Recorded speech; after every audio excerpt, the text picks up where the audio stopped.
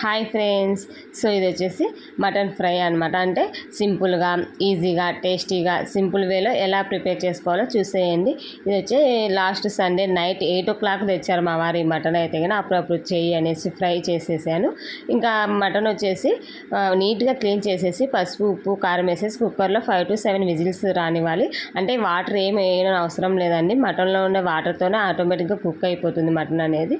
So cook అయిన తర్వాత వేరే ప్యాన్లోకి ఆయిల్ పెట్టేసుకొని ఆనియన్స్ కరివేపాకు అల్లం వెల్లుల్లి పేస్ట్ వేసి ఫ్రై చేసి ఈ కుక్ చేసిన మటన్ని దాంట్లో ట్రాన్స్ఫర్ చేసిన తర్వాత హై ఫ్లేమ్లోనే ఇలా మొత్తం గరిటతో గీకుతూ అంటారు కదా, సో అలా ఒక 10 minutes మనం ఫ్రై చేసుకుంటే క్రిస్పీగా తయారవుతుంది.